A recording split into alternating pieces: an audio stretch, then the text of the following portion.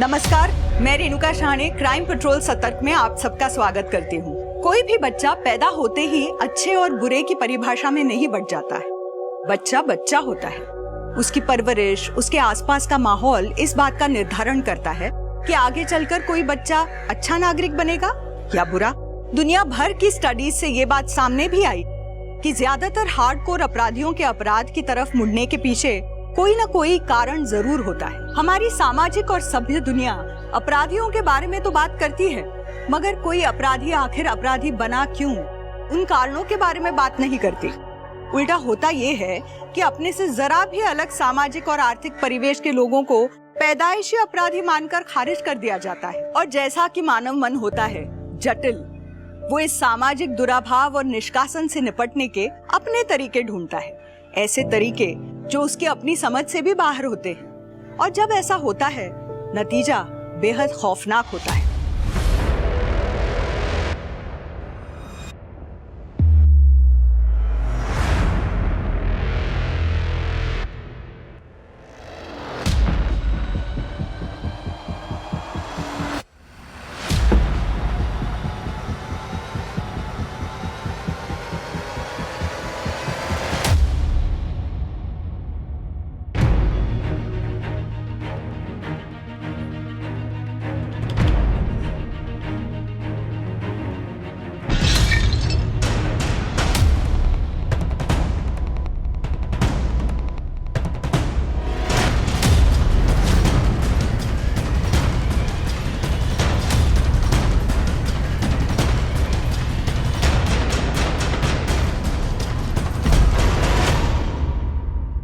मैं सुबह से इस केक के लिए इंतजार कर रहा था और स्पेशल बनवा के लाया हूं तेरे लिए, और इसके बाद पार्टी भी लेंगे तेरे से।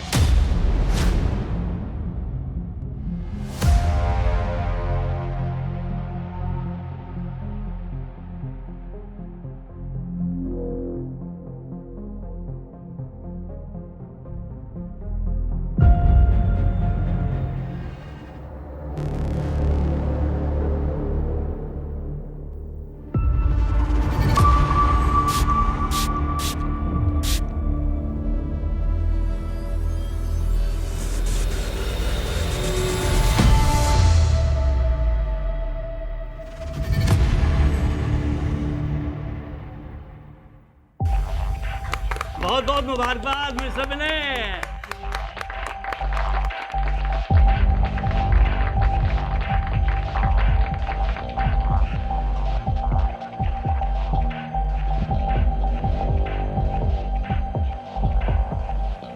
Happy birthday Vinay. Thank you Govind, ये ले यार केक। No thanks. अरे ले लेना, थोड़ा सा जन्मदिन है मेरा यार। अरे भाई किसके चक्कर में पड़ गया मिस्टर टच मी नोट के? ये तो केक को हाथ लगा देगा ना, बारिश हो जाएगी, सैलाब आ जाएगा। सच में यार, ले लेना यार थोड़ा सा। नो अरे थैंक्स। कम ऑन, थोड़ा सा ले ले यार। इसीलिए तेरा कोई दोस्त नहीं है? सन की है तू, सन की।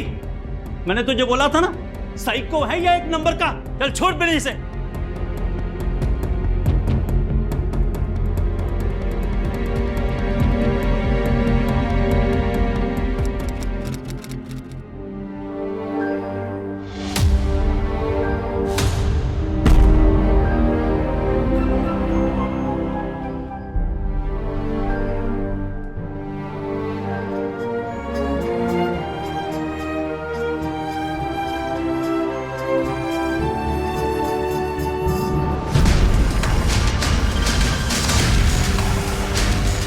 कितनी बार तेरे को मना किया है ये सब ना करने के लिए। पापा, वो मुझे बर्थडे पार्टी में जाना था। रुक, मैं मनाता हूँ तेरी बर्थडे पार्टी। है पापा नहीं, मम्मी नहीं। जाना है इसे। पार्टी तो देनी पड़ेगी भाई। हाँ यार, पार्टी तो देनी पड़ेगी। अच्छा सुनो मैं क्या कह रहा हूँ, मेरी और मोहित की अलग अलग बर्थडे पार्टी करने से अच्छा है एक ग्रैंड बर्थडे पार्टी करते हैं। मोहित के टेरेस पे करते हैं। हाँ आ जाओ, कोई प्रॉब्लम नहीं है। अरे प्रॉब्लम तो है यार, ग्रैंड पार्टी होगी और दारू नहीं होगी। अरे यार किसने कहा दारू नहीं होगी? 18th बर्थडे है मेरा, 9 बजे टाइम पे पहुंच जाना। इतनी दारू पिलाऊंगा ना कि लुढ़कते हुए जाओगे तुम सब घर पे, ठीक है? चल 9 बजे मिलते हैं। चलिए यार, फिर मिलते हैं 9 बजे। हाँ आ जाना।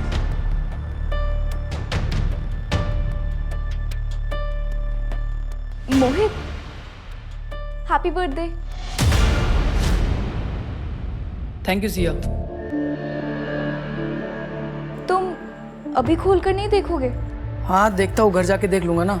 अभी थोड़ा बिजी हूँ मैं, चला रहा हूँ, बाय। बाय। सुन, एक बात बता, सबको बोल तो दिया तूने, दारू कहाँ से लेके आएगा? अरे है ना वो मेरा पड़ोसी, जिसको दोस्ती करने का बड़ा शौक है। चल तू भी मेरे साथ चल, तेरे 18th बर्थडे का गिफ्ट है मेरे पास। आज मनाते हैं बर्थडे रॉयल वाला।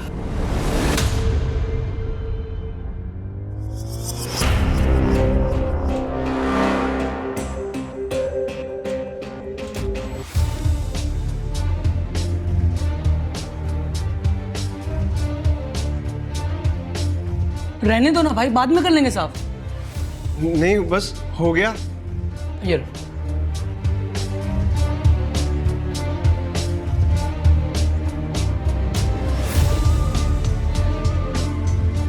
मोहित मैं पहले ही कोटे से ज्यादा हो गया यार।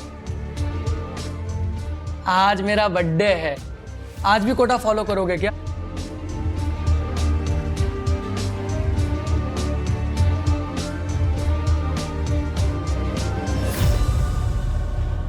टाइम हो गया। मोहित, आर यू श्योर ये करना ही है? और नहीं तो आए बे, तुझे क्या कहा था? तेरे 18 बर्थडे का गिफ्ट है मेरे पास। हाँ। यही तो है, और इस साइको को कौन ढूंढेगा?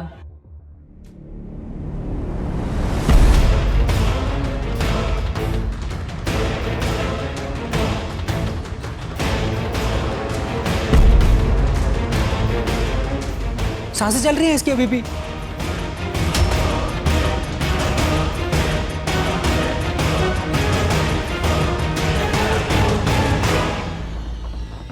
खून निकल रहा है रे। मैं काट के देखूं? हाँ काट ना। ना। बाप की गाड़ी लाया हूँ, उसी में डालकर लाश को ठिकाने लगा देते हैं, किसी को कुछ पता नहीं चलेगा। हाँ?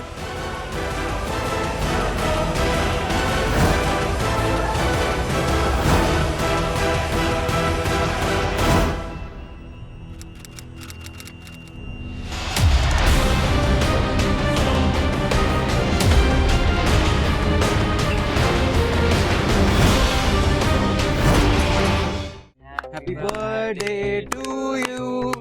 Happy birthday to you. Happy birthday, dear Aman.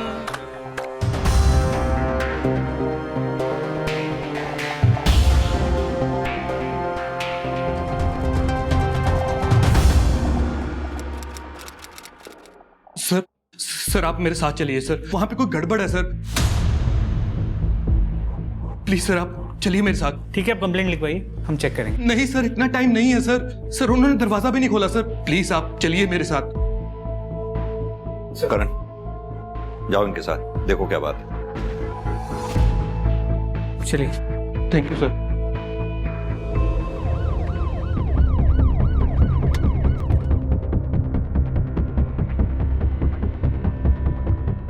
दरवाजा खुलवाओ।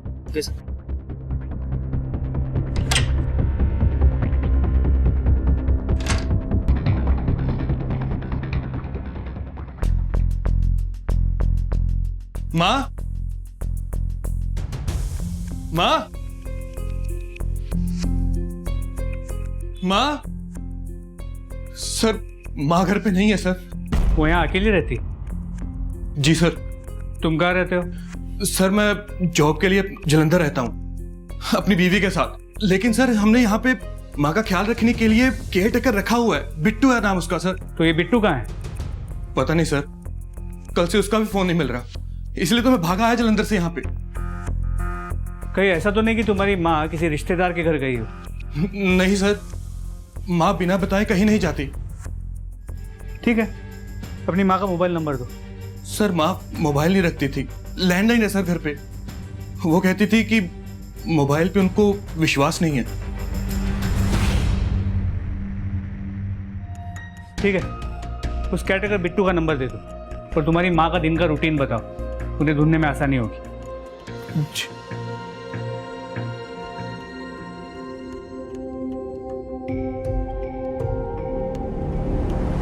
सर आशा लता आंटी को 3 दिन पहले देखा था मैंने बुधवार को घर से बाहर जाते हुए, और उनके हाथ में एक झोला भी था, शायद सब्जी लेने जा रही थी वो। आशा लता जी का बेटा चिराग उनसे अलग रहता था, उनके आपसी संबंध कैसे थे? सर सास बहू की पटती नहीं थी, और चिराग अपनी बीवी आदिति को समझाने के बजाय उससे अलग हो गया, आशा लता जी को अकेला छोड़कर। हाँ सर, आशा लता जी आई थी बुधवार को, सब्जी लेके चली गई। तो उस केयरटेकर बिट्टू का फोन अभी भी स्विच ऑफ है, पर मार्केट से घर आने वाले रास्ते पे उस दिन किसी ने भी आशा लता को देखा नहीं था। करण, अच्छे खासे पैसे वाली औरत है ये, ऐसे कहाँ गायब हो जाएगी? इस आशा लता के बारे में सारी details निकलवाओ। Sir,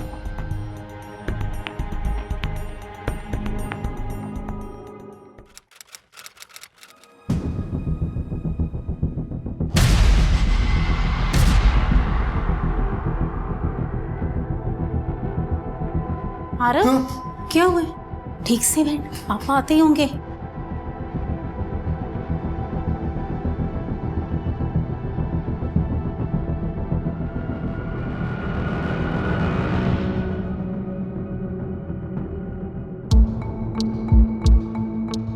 How's your studies? What is Answer properly, Arav. Fine, sir. My studies are fine. Good.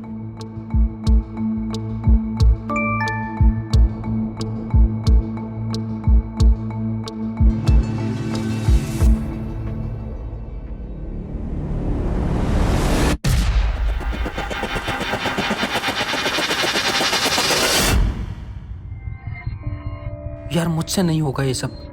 कैसे नहीं होगा? करेगा तो सब होगा। तुझे पता है ना, हम ऐसे आधे में काम नहीं छोड़ सकते, हमें अपना काम पूरा करना है। कौन? रिकी? रिकी क्यों? क्योंकि वो तुझ पे लाइन मारता है, और ऐसों के साथ ऐसा ही होना चाहिए, और हमारी प्रैक्टिस भी हो जाएगी।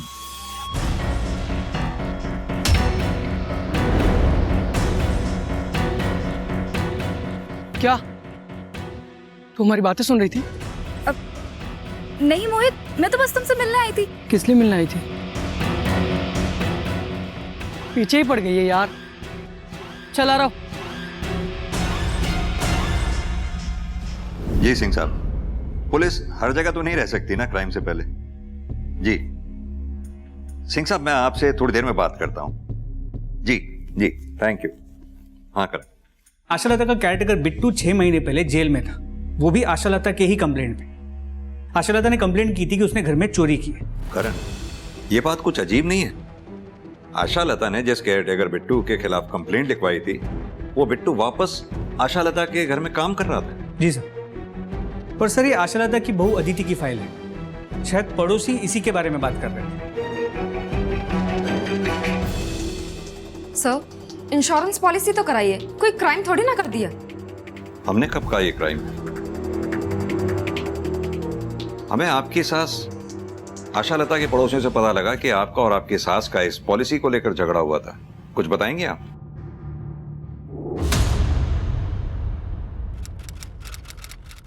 सिर्फ पेपर्स पर नाम है आपका माँ जी।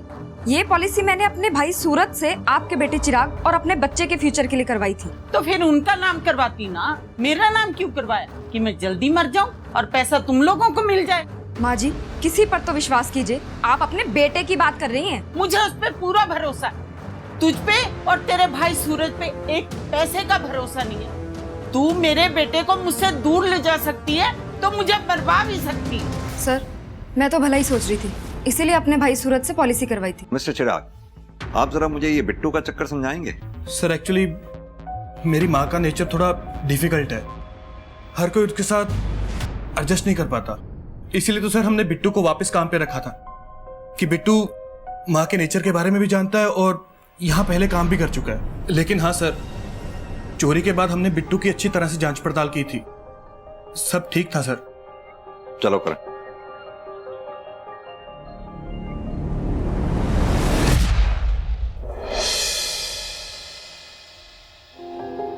ये ले पी। अरे नहीं, इट्स ओके। अरे यार, वैसे तो तू बड़ा स्ट्रॉन्ग बनता है, दारू पीने में शर्मा रहा है, पीना। चलो ठीक है।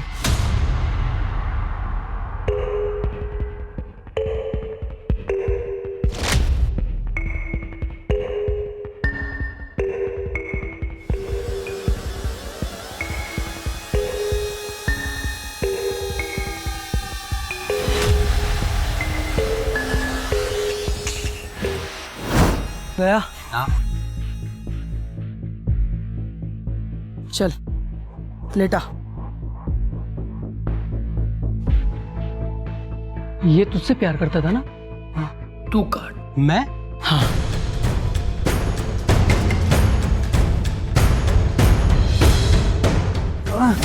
हाँ, ये बढ़िया काटा तूने। हाँ। जब पुलिस टीम एक लापता बूढ़ी औरत आशालता की तलाश कर रही थी, ठीक उसी समय दिमाग को झकझोर देने वाला एक क्राइम और हो रहा था। ऐसा क्राइम जिसे देखकर कोई भी सुन्न पड़ जाए।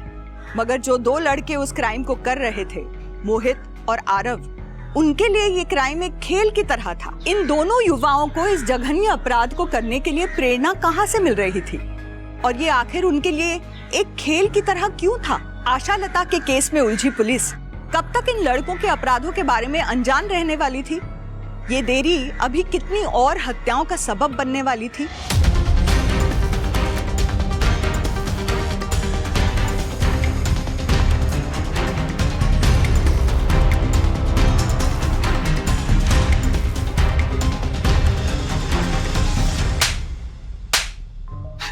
क्या किया आशालता जी के साथ? कहाँ है वो? साहब मैंने कुछ नहीं किया साहब। कुछ नहीं किया? कुछ नहीं किया तो छुपा हुआ क्यों था और हमें देख के भागा क्यों? साहब मैडम ने ना जेल भिजवाया था मुझे, और मैं उन्हीं के साथ रहता था, काम करता था। तो मुझे पता था कि उनके गायब होने के बाद आप मुझे ही सबसे पहले पकड़ोगे, जेल में बंद करोगे, इसलिए डर के छुप गया था सर मैं। तो क्यों गया था उनके पास काम करने? तो सब क्या करता, भूखा मरता गया। ना जेब में पैसे थे ना नौकरी थी, इसलिए मैं उनके पास वापस चला गया जब उन्होंने मुझे बुलाया। और वापस आकर मैडम को गायब कर दिया, बदला लिया उनसे? मैंने कुछ नहीं किया सर, सच बोल रहा हूँ, कसम से सर। करण, थाने लेकर चलो उसे, वही बात करेंगे इससे। करण, समझ में नहीं आ रहा कौन सच बोल रहा है कौन झूठ। मेरी गट फीलिंग कहती है इस आशालता के साथ जो कुछ भी हुआ है वो घर और सब्जी मार्केट के रास्ते में हुआ है। करण, एक काम करो, स्निफर डॉग को बुलाओ, अच्छे से चेक करते हैं, शायद कुछ हाथ लगे।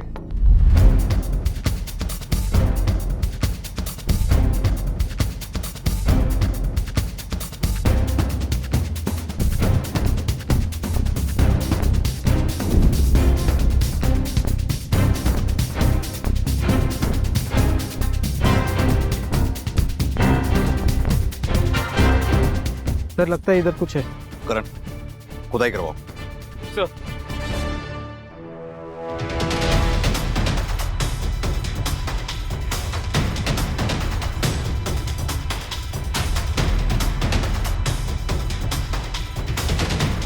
एक मिनट, हाथ से निकालो।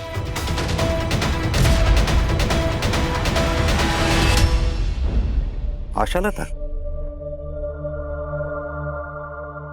सर इधर आइए।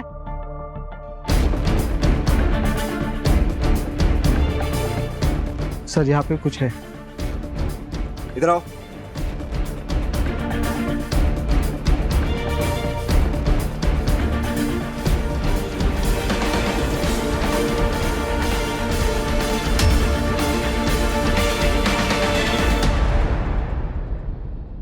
हाथ से निकाल, हाथ से, दोनों हाथ से।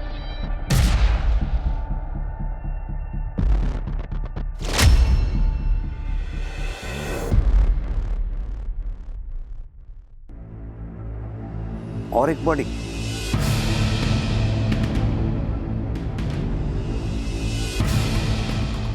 सर इधर आइए।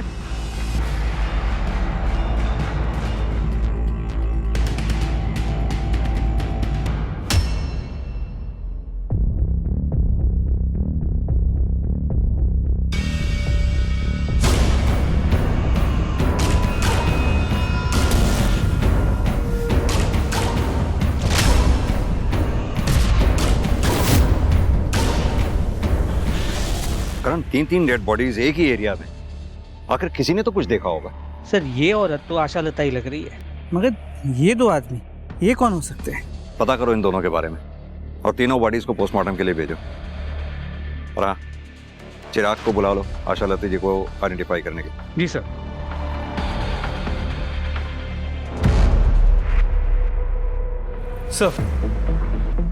सर, तीनों बॉडीज की पोस्टमार्टम रिपोर्ट, ये आशालता की postmortem report.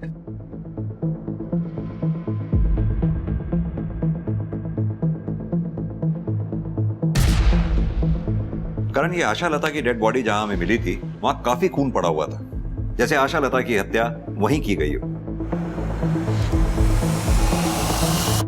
Murder weapon? Sir हो सकता है किसी पत्थर से मारा हो, अब तक कुछ मिला नहीं है सर, हम ढूंढ रहे हैं। सर ये इस लड़की की पोस्टमार्टम रिपोर्ट, उम्र करीब 17 साल के आसपास की है। इसकी मौत का कारण एक्सेसिव ब्लड लॉस है। इसकी बॉडी पे मल्टीपल कट मार्क्स हैं, जैसे किसी ट्रेन आदमी ने किए हो, इतने परफेक्ट। और सर इस आदमी की उम्र 35 से 40 के बीच की है। इसे उस जगह पे गाड़े हुए करीब 3 महीने हो चुके हैं। और इसकी मौत का कारण भी एक्सेसिव ब्लड लॉस है। करण, इन दोनों लड़कों के मर्डर की मॉडस ऑपरेंडी सेम है। वहीं आशा लता की जिस तरह से हत्या की गई है, उसे देखकर लगता है कि किसी नौसिखिए का काम है। तो क्या इन दोनों का हत्यारा और आशा लता का हत्यारा अलग अलग है? सर ये भी तो हो सकता है कि किलर ने जानबूझ के आशा लता को अलग तरीके से मारा है, ताकि वो हमें गुमराह कर सके। अगर ऐसा है तो ये क्रिमिनल बहुत शातिर है। आरव, आज उस साइको गोविंद के घर के बाहर मैंने लोग देखे, उसके बारे में बातें कर रहे थे। तुझे पता है इतनी सी भनक पड़ी ना पुलिस को, हम दोनों जेल में होंगे। 3 महीने हो गए, किसी को कुछ पता नहीं चला, और अब अपने आप पता चल जाएगा। गोविंद के साथ हमें कभी किसी ने देखा है? नहीं ना? ठीक है, हमें गोविंद के साथ किसी ने नहीं देखा, लेकिन रिकी, उसके घर वाले नहीं ढूंढ रहे होंगे उसे? हाँ तो ढूंढने देना। सबको पता है, जब से वो तुझे लाइक करता था, हमारा और उसका कोई लेना देना नहीं था। आरव, अरे हटना यार।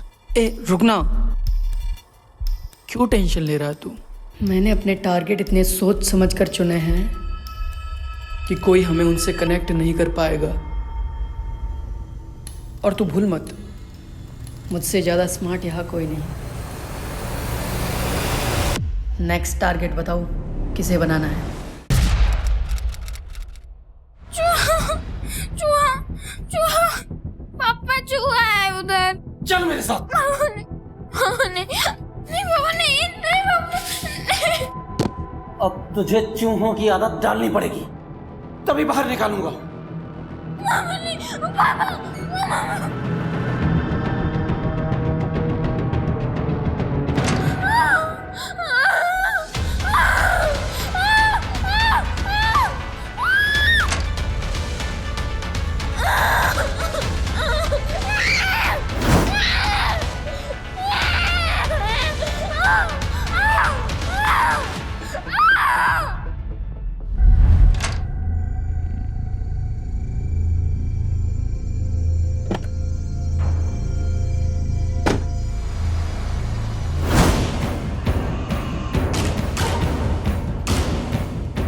ये रहा अपना टारगेट।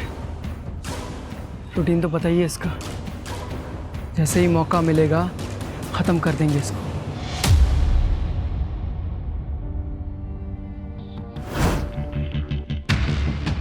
नहीं सर, मैं नहीं जानता इन दोनों को, पर सर किसने किया ये? किसने मारा मेरी माँ को? सर आपने किलर को अब तक क्यों नहीं पकड़ा?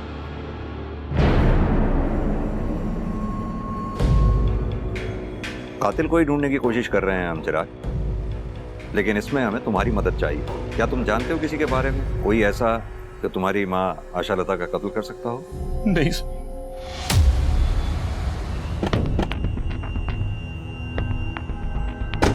करण, मुझे तो ये फैमिली बड़ी अजीब लग रही है। ये चिराग, उसे अपनी माँ के मरने का उतना दुख नहीं है जितना इंटरेस्ट उसको उसके किलर के बारे में जानने का है। वो कॉल रिकॉर्ड्स और सेल लोकेशन की रिपोर्ट मंगवाई थी, उसका क्या हुआ? सर वो मल्टीपल केसेस होने की वजह से थोड़ा डिले हो रहा है। सर, जिस लड़के की डेड बॉडी की फोटो हमने सर्कुलेट करवाई थी, उसे देखकर इनका कहना है कि ये उसके माता पिता हैं। सर प्लीज, मैंने अपने बेटे को देखना है, मुझे मेरे बेटे के पास ले चलिए सर। करण, आइए।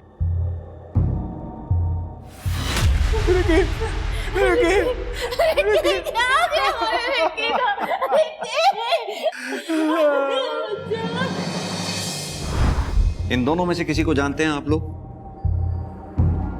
इन दोनों की डेड बॉडीज हमें रिकी की डेड बॉडी के साथ में मिली हैं। सर, इन दोनों की डेड बॉडीज रिकी के साथ मिली हैं आपको? नहीं सर, हम नहीं जानते।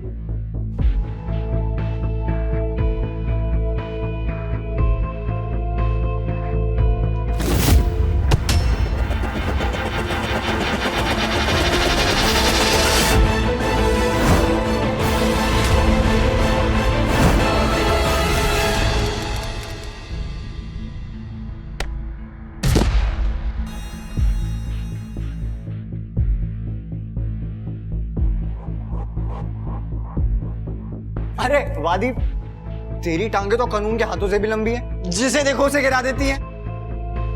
थोड़ा कंट्रोल कर यार। वाह, क्या जोक मारा है। अब मैं मारूं? जोक नहीं, तुझे मारूं। अरे अरे की आदि, क्यों लड़ रहे हो तुम दोनों? चलो अपनी अपनी क्लास में, चलो चलो। सर दीप तो स्कूल में सबको परेशान करता था और रिकी के तो पीछे ही पड़ गया था।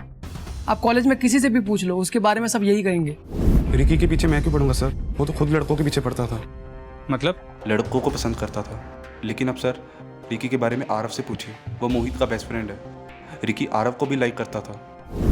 सर ऐसा कुछ भी नहीं था, वो दीप खुद फंस गया तो अब मुझे भी फंसा रहा है।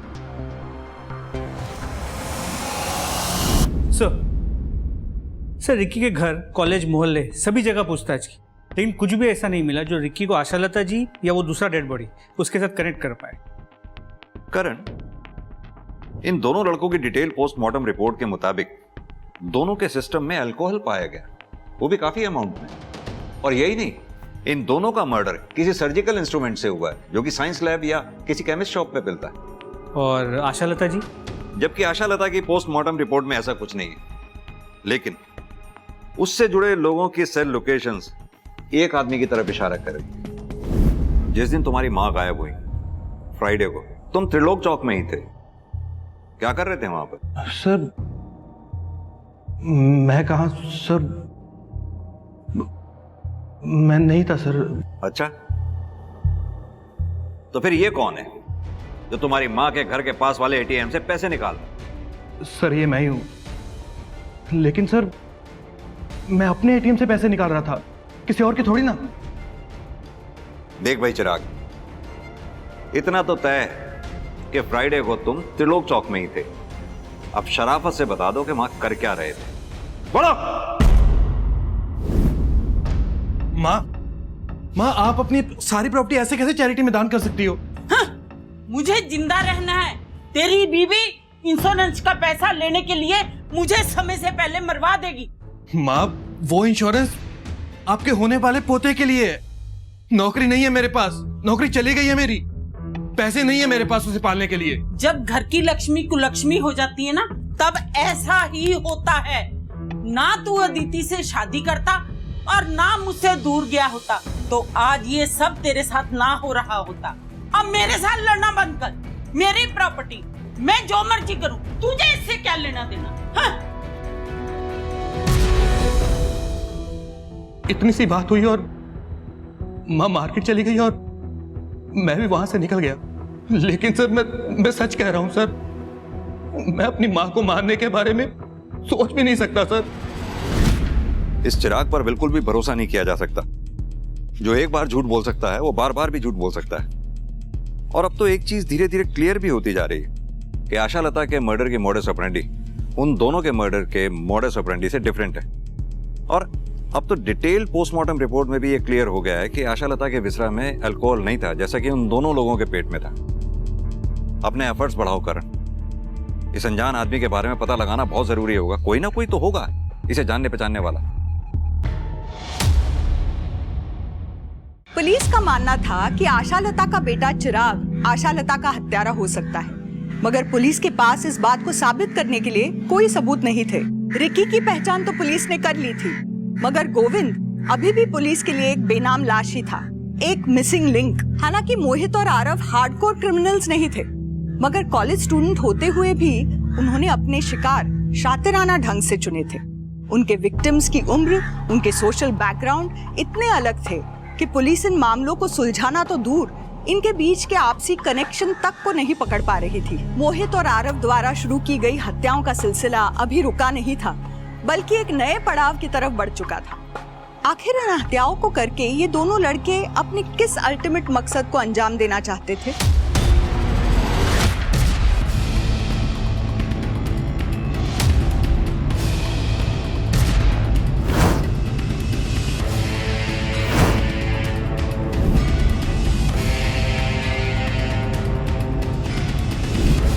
ये साई को अपना गोविंद ही है ना, देख। अरे हाँ, ये तो वही है सर। गोविंद मालिक नाम है इसका, और ये तो हमारे साथ ही काम करता था। आपके ऑफिस का कोई भी एम्प्लॉय पिछले 3 महीने से ऑफिस नहीं आ रहा है और आपके ऑफिस में से किसी ने भी ये जानने की कोशिश नहीं की कि क्यों नहीं आ रहा है वो। सर इसकी किसी के साथ दोस्ती ही नहीं थी जो कोई इसके बारे में सोचता। इसका एड्रेस पता होगा आप लोगों को? जी सर, एड्रेस है इसका house number 21 Shastri Nagar. Sir इस गोविंद के घर का एड्रेस शहर के बिल्कुल दूसरे हिस्से में है। फिर वो आशालता के घर के एरिया त्रिलोक चौक में क्या कर रहा था? करण एक काम करते हैं, घर पर चलकर देखते हैं, शायद कोई ना कोई क्लू हाथ लगे और ये काम हमें जल्द से जल्द करना होगा, क्योंकि आई एम श्योर कातिल हाथ पर हाथ रखकर नहीं बैठा होगा, जरूर अपना नेक्स्ट स्टेप प्लान कर रहा होगा।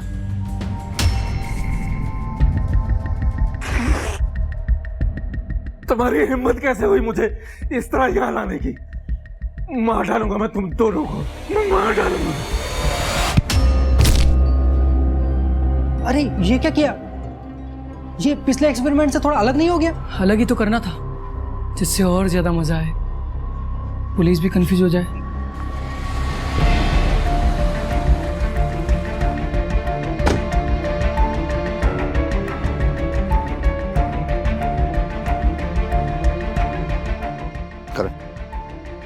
दरवाजा खुलवाने का बंदोबस्त करवाओ। सर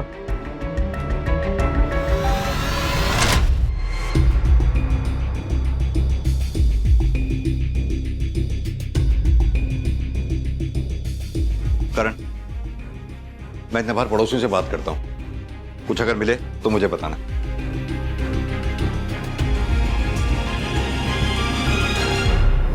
तीन महीने से आपका पड़ोसी घर में गायब है, आप लोगों को पड़ी ही नहीं। सर किसी से मतलब ही नहीं रखता था गोविंद, तो हमें भी उसकी क्या पड़ी थी? लेकिन उसके परिवार वालों को तो पड़ी होगी। कहाँ हैं उसके परिवार वाले? सर हमने तो ये सुना था कि उसके बीवी बच्चे मर चुके हैं और उसी ने मारा था उन सबको। करण, इस सुनी सुनाई बात के बारे में पता करो क्या हुआ था। सर गोविंद के बीवी और बच्चे की मौत एक सस्पिशियस कार एक्सीडेंट में हुई थी। गाड़ी गोविंद खुद चला रहा था, मगर उसे एक खरोच तक नहीं आई। उसके बाद गोविंद को ओसीडी डिटेक्ट हुआ, जिसके बाद वो अकेला रहता है, ना कोई दोस्त है ना कोई दुश्मन। और कातिल ये बात अच्छी तरह से जानता था कि गोविंद को ढूंढने वाला कोई भी नहीं है, इसीलिए उसने आशालता और रिकी के घर से 10 किलोमीटर दूर रहने वाले गोविंद को अपना निशाना बनाया कातिल ने। करण, यहां मुझे एक पैटर्न नजर आ रहा है, जैसे कि कातिल मेंटली डिस्टर्ब लोगों को ढूंढ ढूंढ कर अपना निशाना बना रहा है, क्योंकि गोविंद मेंटली डिस्टर्ब था अपने बीवी बच्चे को खोने के बाद, वहीं रिकी मेंटली डिस्टर्ब था अपने पेरेंट्स की वजह से। कहीं ऐसा तो नहीं कातिल अनस्टेबल लोगों को ढूंढ ढूंढ कर अपना टारगेट बना रहा हो? सब ऐसे देखा जाए तो आशालता भी डिस्टर्ब थी अपने बेटे और बहू की वजह से। सर ये भी हो सकता है कि हम सोच रहे हैं कि दो अलग कातिल हैं, मगर तीनों के कातिल कोई एक ही हो। एक्सक्यूज मी, हेलो सर, एक और डेड बॉडी मिली है।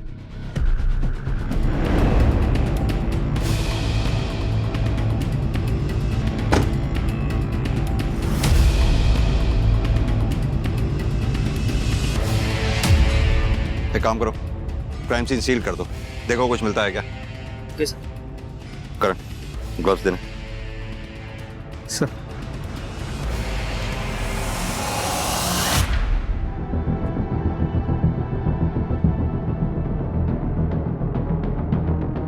सर कितनी बेरहमी से मारा है, बॉडी में ऐसा कुछ भी नहीं छोड़ा जिससे आइडेंटिफिकेशन हो सके। करण, इसकी बॉडी पे भी ठीक वैसे ही शार्प कट्स जैसे रिकी और गोविंद की बॉडी पे। हाँ, ये सिर पे लगी चोट का निशान कुछ अलग है, लगता है जैसे किसी भारी चीज से वार किया गया। सर जैसे आशालता को मारा गया था, लेकिन सर इस बार बॉडी को छुपाया नहीं गया। सर या फिर ये हो सकता है कि जल्दबाजी में वो अपना काम पूरी तरह से कर नहीं पाया हो। करण, अगर ये हमारा ही सीरियल किलर है तो जरूर इस आदमी में रिकी, गोविंद और आशालता से मिलती जुलती कोई बात रही होगी, तभी कातिल ने इसे अपना शिकार बनाया। लेकिन बिना इसकी पहचान के कैसे पता लगा पाएंगे? सर इधर आइए। हटो।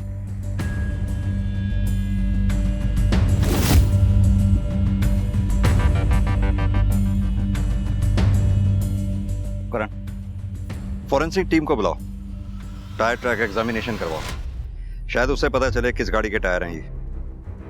और हाँ, पता करो इस रूट पे आगे कहीं सीसीटीवी लगा हो तो शायद उसकी फुटेज से इधर की तरफ आने वाली गाड़ियों के बारे में कुछ पता चल सके। जी सर।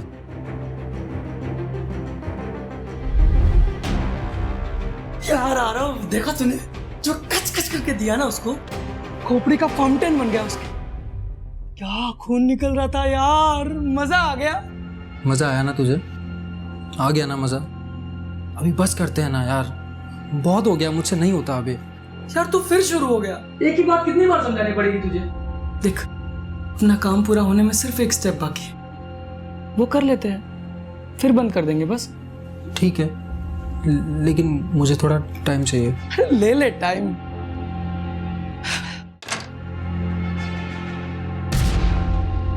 मोहित, मोहित पापा, पापा आ गए, मोहित आ गए, पापा, भाग, भाग, भाग। अरे इधर कहाँ जा रहा है? उधर से भागना। जल्दी जल्दी खोल मोहित, जल्दी खोल।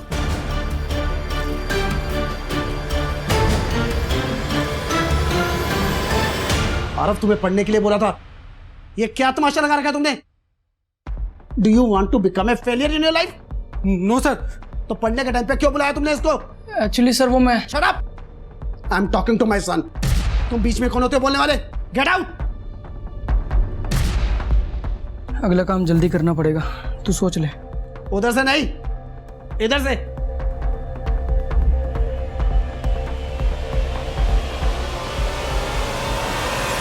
सर ये प्रोबेबली उसी कार का नंबर है जिसके टायर मार्क्स हमें डेड बॉडी के पास से मिले थे। गाड़ी किसी महान सिंह नाम के आदमी के पास रजिस्टर्ड। सर उसका एड्रेस रामबाग। रामबाग तो जहां से हमें डेड बॉडी मिली थी वहां से 15 किलोमीटर दूर है ना, यानी कि सिमिलर पैटर्न। करण, इस एड्रेस पर चलकर देखते हैं आखिर ये महान सिंह है कौन, विक्टिम या किलर। आओ।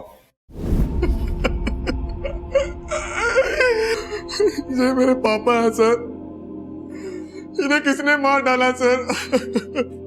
मानव, वही पता करने हम यहाँ आए।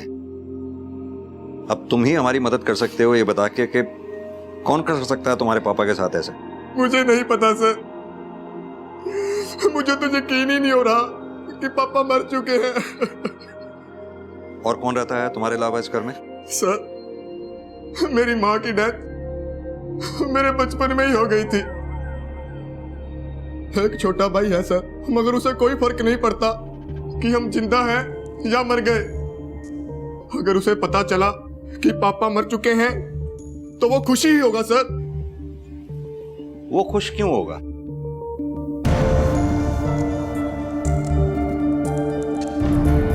ये तुम्हारा भाई है? जी सर।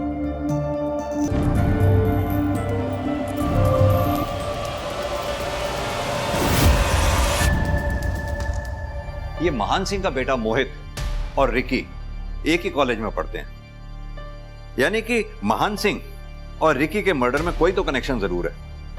अब या तो मोहित इसका खुद जिम्मेदार है या फिर कॉलेज का कोई लड़का इन सबका जिम्मेदार। सर मैंने इस मोहित से बात तो की थी, थोड़ा अजीब था। करण, बिना किसी सबूत के हम इसे इंटेरोगेट कर ही नहीं सकते। एक कॉलेज का लड़का इतने ब्रूटल मर्डर करेगा, इस बात का कोई भरोसा करेगा ही नहीं। एक काम करो, पता करो इसके पास मर्डर वेपन आया कहां से, और इसके लिए सबसे पहले इसके कॉलेज से स्टार्ट करो। ये किसके साथ उठता बैठता था, इसका रूटीन क्या था, इसका सारा कच्चा चिट्ठा निकालो। और जब तक तुम ये सब काम करते हो तब तक मैं इस मोहित से बात करता हूं, देखूं तो सही अपने बाप की मौत का रिएक्शन होता कैसा है इसके। सर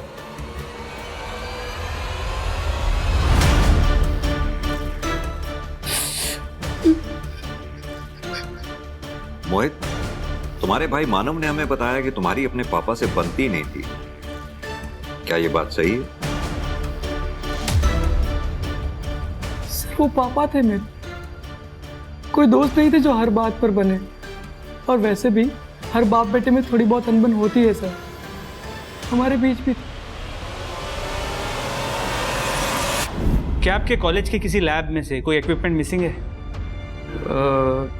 जी सर, एक स्कैल्पेल और एक सर्जिकल नाइफ, बट मैंने सोचा खो गए होंगे। क्या मोहित की एक्सेस थी इन इक्विपमेंट्स तक? सर एक्सेस तो हर बच्चे की होती है जो लैब में जाता है। बाकी मोहित के बारे में आपको ज़्यादा सिया बता सकती है, मोहित की लैब पार्टनर। देखो सिया, मोहित के बारे में सब कुछ जानना हमारे लिए बहुत इंपॉर्टेंट है।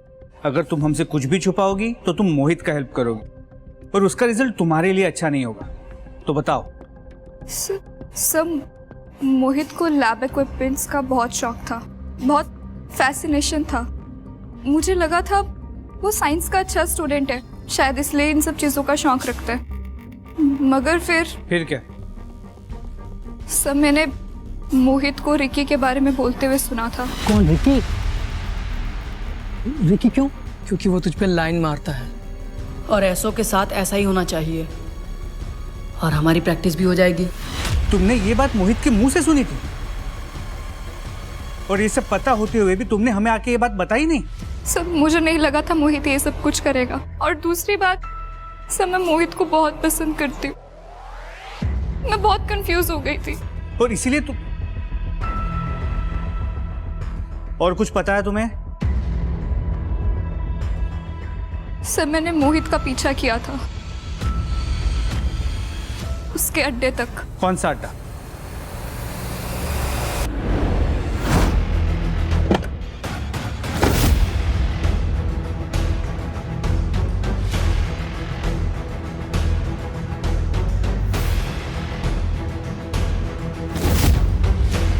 करण, इसी ब्रांड की अल्कोहल तो रिकी और गोविंद के पेट से मिली थी। सर, मोहित के डिटेल मोबाइल लोकेशन रिकॉर्ड्स आ गए। सर, जिन जिन जगहों पे हमें डेड बॉडीज मिली थी उन हर जगह पर मोहित के मोबाइल की लोकेशन मौजूद थी। लेकिन इंटरेस्टिंग बात यह है कि मोहित के साथ साथ उसके दोस्त आरव की मोबाइल की लोकेशन भी सेम थी।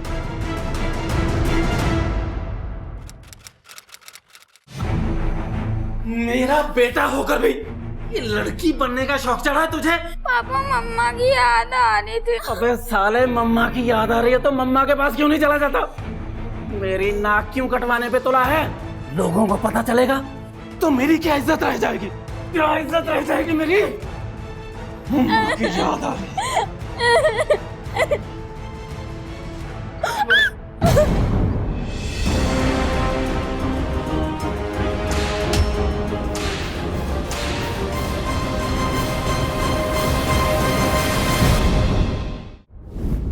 दोनों का खेल अब खत्म हुआ। अब सीधी तरह से ये बताओ कि ये खूंखार खेल खेल क्यों रहे थे? सर, हम तो पढ़ने लिखने वाले बच्चे हैं। आप ये कौन से खेल की बात कर रहे हैं? हमें कोई आइडिया नहीं है। आरव, तुम हमें सच सच बताओ। तुम अगर सच सच बताओगे तो मैं शायद तुम्हारी मदद कर पाऊंगा।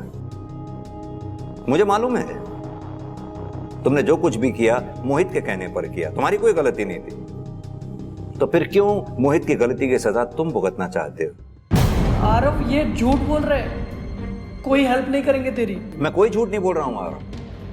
अगर सच सच बताओगे मैं तुम्हारी मदद करूंगा। सर, मैं आपको सब सच सच बताता हूँ सर। अबे ये क्या बताएगा? मैं बताता हूँ।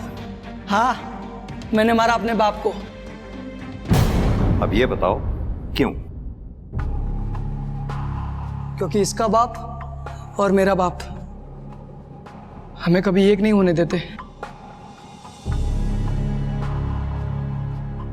अगर हम दोनों को एक होना है तो तुझे तेरे बाप को और मुझे मेरे बाप को मारना होगा। तुम्हारे लिए तो मैं कुछ भी कर सकता हूँ, बोलो कब करना है।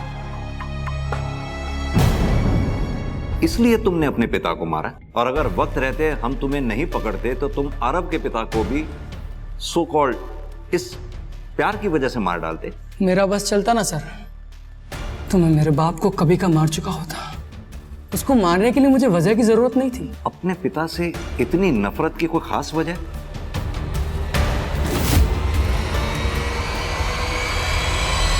गोविंद को क्यों मारा? प्रैक्टिस चाहिए थी सर, रिकी को मारने के लिए। तो रिकी को क्यों मारना चाहते? सर, वो क्योंकि रिकी की नजर थी मुझ पर तो। और आरव को कोई ऐसे देखे मैं सहन नहीं कर सकता था, इसके लिए मार दिया सर। और ये बेचारी बुजुर्ग औरत, इसको क्यों मारा? सर, हमने किसी औरत को नहीं मारा, जितनों को भी मारा सब बता दिया आपको। तो तुमने आशा लता जी को नहीं मारा? बोला ना सर, नहीं मारा। हम आर्ट ऑफ किलिंग में इतने परफेक्ट हो गए थे, फिर क्यों मारते इस औरत को बेकार में? सुविधा संपन्न बचपन भी दर्दनाक हो सकता है अगर उसे समझा ना जाए। ऐसा बचपन सबसे हिंसक अपराधियों को जन्म देता है, जैसा मोहित और आरव के मामले में हुआ।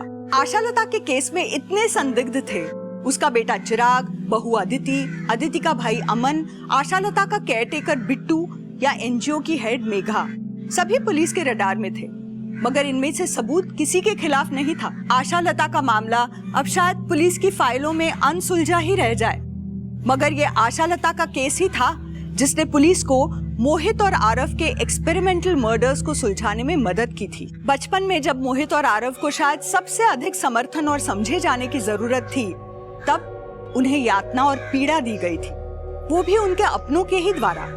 और इस यातना का बदला उन्होंने वैसी ही यातनाएं दूसरों को देकर लिया। दोनों के ही अपराध अक्षम्य हैं, मगर इन अपराधों के वे अकेले जिम्मेदार नहीं हैं। उनके परिवार, उनकी परवरिश भी उनके अपराधों में बराबर की हिस्सेदार। इसी के साथ अब मैं रेणुका शाहने आपसे विदा लेती हूँ। हम फिर मिलेंगे ऐसी एक कहानी के साथ जो रखेगी आपको सतर्क और जिंदगी को सुरक्षित। तब तक अपना और अपने परिवार का ख्याल रखिए और देखते रहिए क्राइम पेट्रोल सतर्क। जय हिंद।